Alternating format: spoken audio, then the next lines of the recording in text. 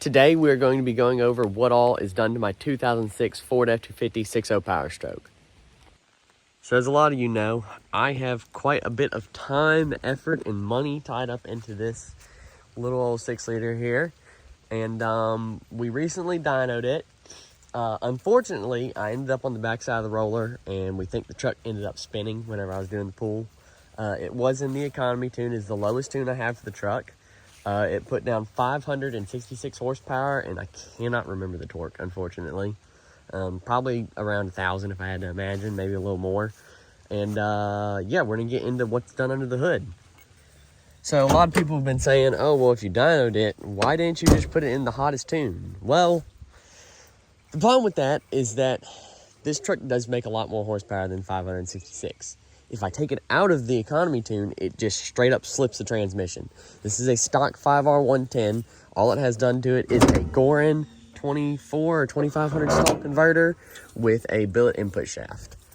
Everything under here is dusty from FP 4.0. We went down there and Blake Fitzgerald had us out. It was a great time. I ended up getting engaged actually while I was there. I proposed in Silver Lot, so that was great. But let's get into this thing. So this is the motor out of a 2004 Ford F-250, my old boss at Track and Field Diesel. If y'all want some parts on here, y'all can go check them out and give him a shout. But we're going to get into that in just a minute. So this motor originally had 43150s and a G42 series and made right at about around 1,000 wheel horsepower.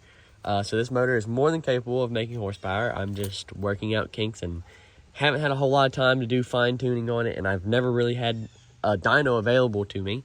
So yeah, let's get into it. So this is a RCD stage 2 short block with a stage 2 cam, power driven, ported and polished heads with 2000 ARP studs.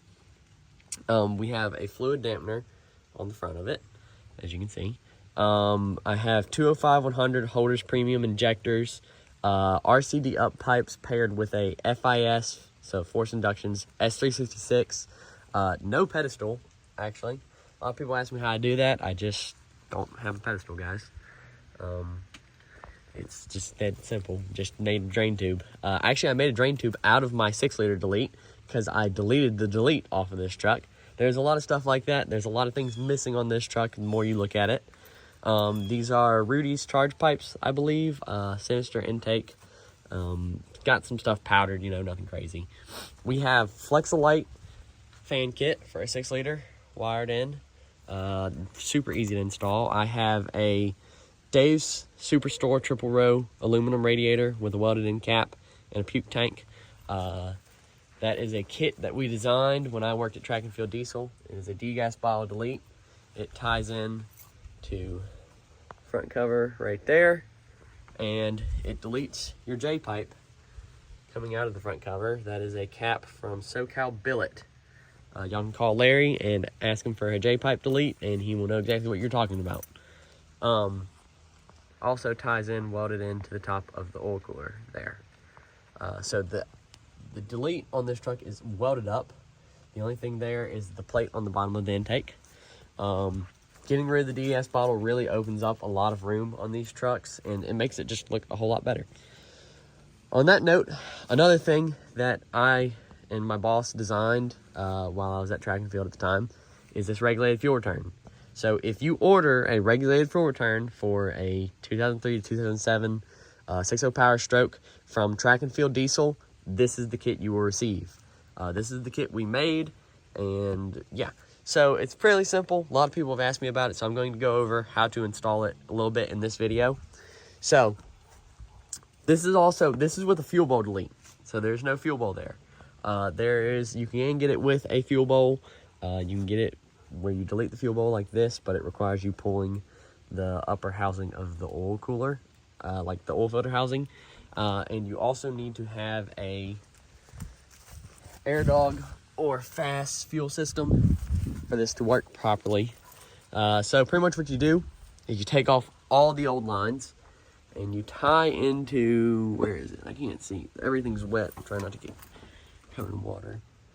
Tie into right there behind the degas bottle delete into the head where the factory fuel line goes. And right there, you run this one up So this is passenger side, up through the intake, under, right there, around, and then back down under the intake. This does not require removing your intake manifold. And then it comes and connects to a Y down right there. It's really hard to see. There's so much stuff in there right now. And then it just connects to the factory return right there. And it also comes in, there's two hoses that go behind the head. There are two, these are called deadhead motors. So the heads, the fuel comes into the front and it just stops at the back. But there are two caps on the back. Sometimes they are 17 or 19 millimeter bolt plugs. Sometimes they are Allens. It's different on a couple of them. This one had two different ones on it, or my last motor did. This is a completely different motor, but you have to pull the up pipes for that. I have heard you can do it with them in. I would not recommend it. It's just way too much of a hassle. This is something you want to make sure you get right before you start the truck, because you will toast some injectors. But yeah, if y'all are interested in something like that, y'all can look up Track and Field Diesel on Facebook and message Landon Jelks over there and tell him Six Blow sent you. He'll know who you're talking about.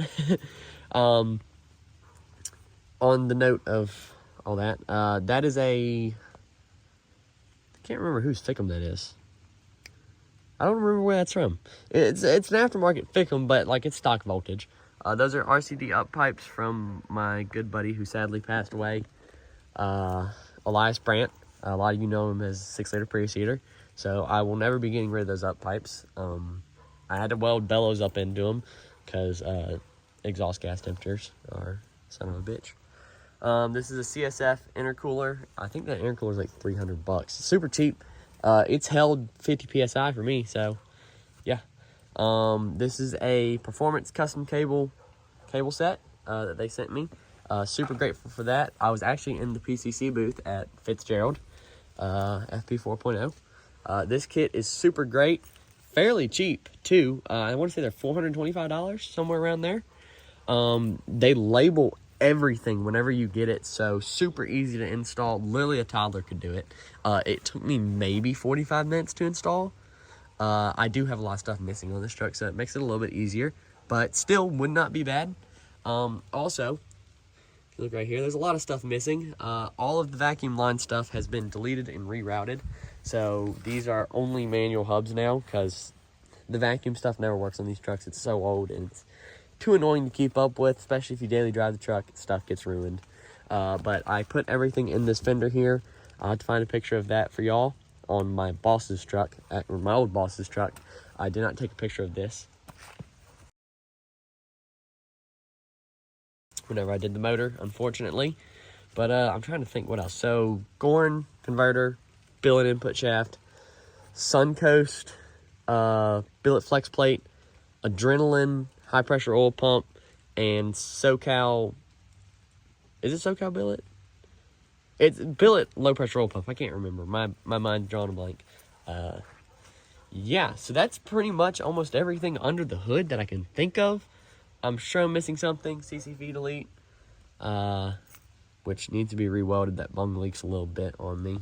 And power driven intake filter. Getting on to, so if you want to do the degas file delete on that note, you can message Track and Field Diesel as well. Note, you will have to cut a hole in your head. Not that big of a deal. Get the cap welded in. Super easy. That is fairly expensive to do, though, so don't go over there thinking that's going to be a couple $100. It's not. Cool stuff ain't cheap, and cheap stuff ain't cool. So, yeah, we have a fast pump. I cannot remember what size it is. I'm going to say it's a 240 or something. I don't know. It's a large one. I'm working on getting a set of track bars and a 4-link for this truck. I have a 4-inch down pipe to a 5-inch straight pipe to the nastiest 5 to 7 elbow you have ever seen. It's for a 6.7 powerstroke dually. You can get those at dpdiesel.com, or if you call Dakota Parker over there, tell him 6 Blow sent you. He has to order those things because he sold out of all of them at Fitzgerald, and he sold the 15 that he had ordered. So if you want one of those or any elbow, get with him. He's the guy. Yeah, that's pretty much it for motor and trans wise. At this point, it's just tune revision and built trans from here on out. Hopefully, we can get a built trans in it soon because this trans is crying. I blew the factory 300,000 mile trans whenever I come up here to Kentucky. I live here now, but at the time I did not. And I was coming to visit my then time girlfriend, now fiance. And I blew the trans as soon as I got here. So we put a trans in it. It is a 03 trans with like 153,000, 155,000 miles on it. I do know those transmissions have a pump issue, so we're going to be getting a built trans from Moonlight Diesel. Patrick over there is going to hook me up. Actually going to use this trans as the core. But yeah, that's a little overview of the motor and trans in this truck. My tuning is two-step and diesel. I believe the dude's name is David, or Joseph. I can't remember. I don't know. Talked to so many people this weekend, I can't remember who's who. But yeah, there's a lot more to be done to this truck. We are just getting started. But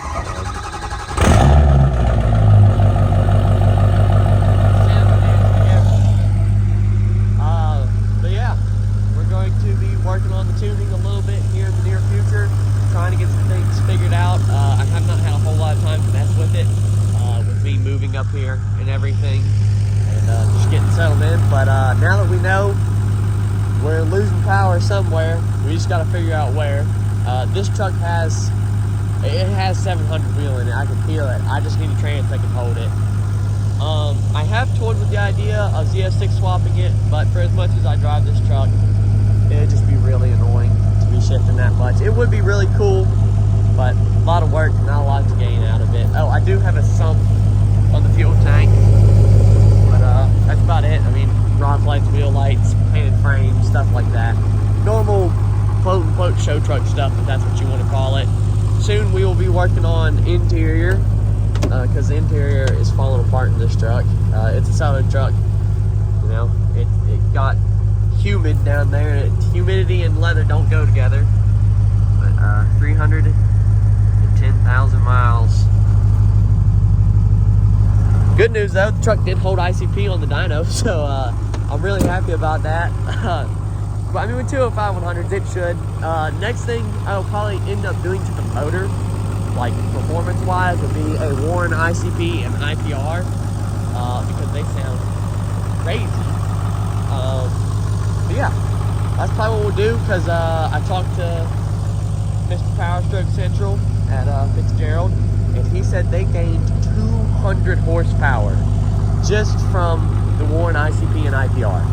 So we're definitely gonna look into that. I don't know how long this has been blurry. I was just talking and not paying attention to the camera, so sorry about that. But yeah, that's it for today's video, and thanks for watching. So one more little update. If y'all want to help support the cause, we will have hoodies on the website soon. The back of them has this truck on it, and it's really cool looking. I'll see if I can find a picture of them. And then I also have hats in these trucker style or flat bills. I have shirts, and we're working on koozies, lanyards, and other stuff, and maybe some women's apparel. I don't know, mostly dudes that watch me. And yeah. But yeah, thank y'all for watching the video, and leave a like and a comment on what you want me to go over next for this truck. So yeah.